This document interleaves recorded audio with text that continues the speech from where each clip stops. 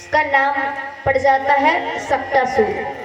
सक्टासुर आता है लल्ला के पास। सबसे पहले तो लल्ला जो है जोर जोर से रोने लगता है ताकि मैया उसे आ करके बचा लेगी, लेकिन मैया सुनती नहीं है उनका आवाज। तो लल्ला कहते हैं चलो मैया नहीं आ रही है, मैं ही दो हाथ कर लेता हूँ। और फिर लल्ला ने सक्टासुर को 1 लात मारा और उसके बाद सक्टासुर का गोविंदाय नमो नमः हो गया। तो एक बार सभी को बोलना पड़ेगा। इसके बाद एक दिन मैया यशोदा जो है लल्ला को अपने गोद पर बिठा करके स्तनपान करा रही थी, आंगन में खिला रही थी उनको।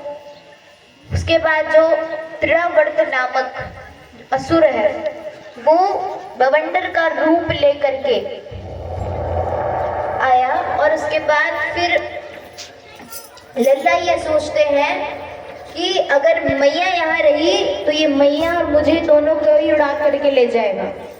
इसीलिए लल्ला जो है जानबूझ करके अपना वजन भारी कर लेते हैं और उसके बाद जो है मैया यशोदा उसे आंगन में ही छोड़ करके चले जाती है।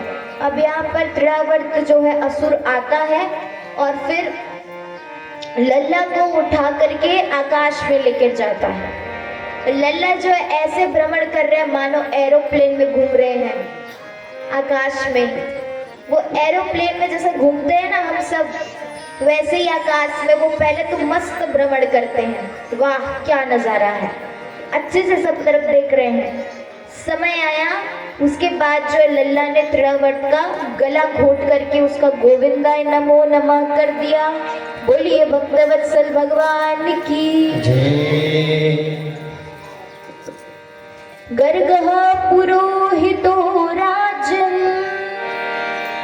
यदूनां सुमहात्पाः व्रजं जगानन्दस्य वसुदेव प्रचोदितः। सुखदेव जी महाराज राजा परीक्षित को प्रभु के नामकरण किस प्रकार हुआ इसकी कथा श्रवण कराते हैं। सुखदेव जी महाराज राजा परीक्षित को बताते हैं कि एक दिन जो है यदुकुल के कुलगुरु गर्गाचार्य जी जो है नंद भवन में आते हैं। नंद बाबा यशोदा मैया मिलकर के उनका स्वागत करती है और उसके बाद उन्हें सुंदर आसन जो है बैठने के लिए देते हैं, उनका अच्छे से पूजन करते हैं। उसके बाद नंद बाबा जी कहते हैं बताइए महाराज कैसे आना हुआ। गर्गाचार्य जी कहते हैं तुम्हें बहुत बहुत बधाई हो, तुम्हें पुत्र की प्राप्ति हुई है। नंद बाबा जी कहते हैं सब आपका आशीर्वाद है। नंद बाबा जी कहते हैं कि मैं चाहता हूँ कि मेरे बालकों का नामकरण आपके श्रीमुख से हो।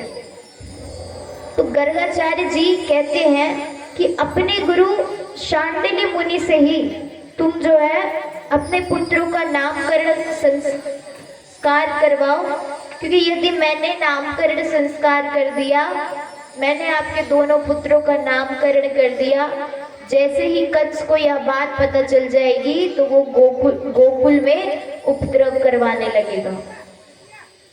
इसलिए तुम जो है शांडिल्य मुनि से अपना नामकरण करवाओ अपने पुत्रों का। नंद बाबा जी कहते हैं कि नहीं, नामकरण तो आपके मुख से ही होगा, हम चुपचाप गौशाला में जाकर के नामकरण अपने दोनों पुत्रों का करवा देंगे। गर्गाचार्य जी राजी हो जाते हैं और ये खबर जो है यशोदा मैया और रोड़ी माता को दी जाती है। कहते हैं कि दोनों पुत्र को लेकर के आओ, उनका नामकरण संस्कार करवाएंगे। दोनों माताएं जो है रास्ते में आते आते बात कर रही है। रोड़ी माता जो है वो अपने पुत्र को पकड़ी हुई है और यशोदा मैया लल्ला को पकड़े हुए हैं। अब यहाँ पर दोनों माताएं बात कर रही है। कहती है कि हमने सुना है कि गर्गाचार्य जी है जो है वो त्रिकालज्ञ है, चलो हम उनका ना परीक्षा लेते हैं, टेस्ट लेते हैं। कहा कैसे? अब क्या किए रोड़ी मैया बड़े लल्ला को यशोदा मैया को पकड़ा दी और यशोदा मैया छोटे लल्ला को रोड़ी मैया को पकड़ा दी। मतलब दोनों के दोनों अपना पुत्र एक्सचेंज कर लिए, बदल लिए। फिर बदल करके जा करके बैठते हैं। अब वहां पर उन्होंने दोनों माताएं जो है बैठती हैं, नामकरण संस्कार प्रारंभ होता है। गर्गाचार्य जी कहते हैं कि जो ये यशोदा मैया के जो गोद पे बैठे हुए हैं, जो रोहिणी के लाला है, गर्गाचार्य जी कहते हैं जो रोहिणी का लाला है, इनका नाम पड़ेगा राम, बल, हलधर और संकर्षण। अर्थात इसको बलदाऊ के नाम से भी जाना जाएगा।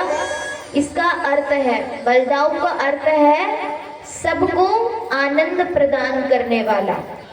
राम, राम के नाम से जाना जाएगा बलाधिक्यम बलम विदु, मतलब अधिक शक्ति होने के कारण, और बल, बड़े होकर के बल जो है इनका आयुध होगा, इसलिए हलधर और गर्भ के संकर्षण से उत्पन्न होने के कारण इनका नाम संकर्षण पड़ेगा। और इस प्रकार से गर्गाचार्य जी बलदाऊ भैया का नामकरण करते हैं। उसके बाद फिर बोलते हैं कि ये जो रोहिणी के पुत्र में बैठे हुए हैं, जो अपने छोटे छोटे प्यारे प्यारे नेत्र से सबको निहार रहे हैं, ये तो साक्षात नारायणमस्ति, ये तो साक्षात नारायण के स्वरूप है। गर्गाचार्य जी बोलते हैं कि सतयुग में शुक्ल वर्ण में ये हरि के रूप में, त्रेता युग में रक्त वर्ण में राम के रूप में, और द्वापर युग में कृष्ण वर्ण होने के कारण कृष्ण कहलाएंगे। अब यहाँ पर जैसे ही गर्गाचार्य जी कहते हैं, गर्गाचार्य जी कहते हैं कर्षति इति कृष्ण, इसका अर्थ है जो सबको आकर्षित कर दे उसका नाम कृष्ण होना उचित है। जैसे ही इतना बोले, अब भगवान जो है लल्ला उन्हें घूर घूर करके लाल लाल आंखें करके देखते हैं गर्गाचार्य जी को, कहते हैं कि क्या महाराज, आपने तो मेरी पूरी पोल पट्टी खोल दी, आप तो मेरे पूरे पोल खोल रहे हैं। अगर इनको पता चलेगा माता पिता को कि मैं भगवान हूँ तो वो क्या करेंगे, मेरे को एक मंदिर में बैठा देंगे, उसके बाद सुबह शाम बस वो शक्कर का, सूखे शक्कर का, मिश्री का बस भोग लगाएंगे, मेरी खाली पूजा करेंगे अगर इनको पता चलेगा तो। लेकिन मैं तो यहाँ माखन मिश्री खाने के लिए आया हूँ, मैं तो यहाँ लीलाएं करने के लिए आया हूँ, तुम मेरी पोल पट्टी खोल रहे हो। अब गर्गाचार्य जी कहते, अरे प्रभु आप चिंता मत करो, ब्राह्मण को बात बदलने में कितना समय लगता है। तो ब्राह्मण गर्गाचार्य जी कहते हैं कि नंद जी मेरा मतलब ये था, मेरा मतलब ये था कि नारायणम अस्ति नहीं, मेरा मतलब ये था कि नारायणम समो गुण, नारायण की तरह इसमें सब गुण रहेंगे, सब गुण, एक चीज की कमी है बस। अब बोलते क्या, आपका पुत्र चोर होगा। अब जैसे ही यशोदा मैया चोर नाम सुनती है डर जाती है, अरे बाबा मेरा पुत्र चोर होगा। तो फिर गर्गाचार्य जी कहते हैं चिंता मत करो, वैसा चोरी नहीं करेगा, ये सबके चित्त की चोरी करेगा, ये सबके चित्त को चुराएगा। तब माता पिता को होश में आता है, हाय अब लगा ठीक। अब यहाँ पर नामकरण संस्कार होता है। छोटे लल्ला का नाम पड़ता है कृष्ण और बड़े लल्ला का नाम पड़ता है,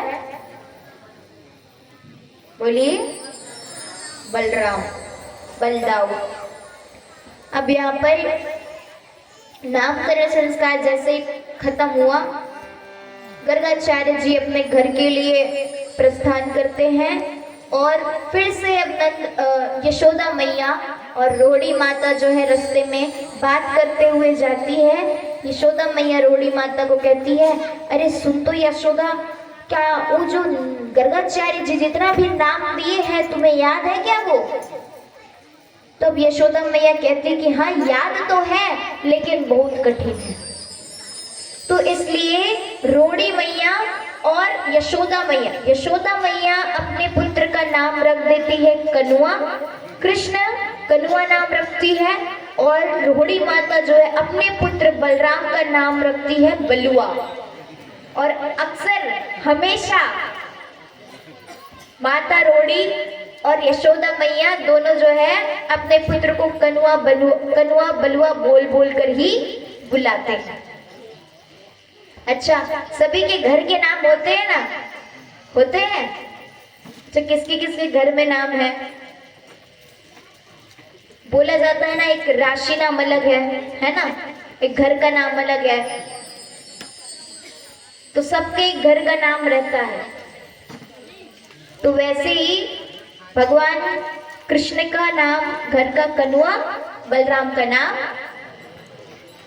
बनुआ। अरे अच्छे से बोलिए, बलुआ। अब इस प्रकार से दोनों के नामकरण होते हैं। अब एक दिन क्या होता है, भगवान जो है ना थोड़े बड़े हो जाते हैं।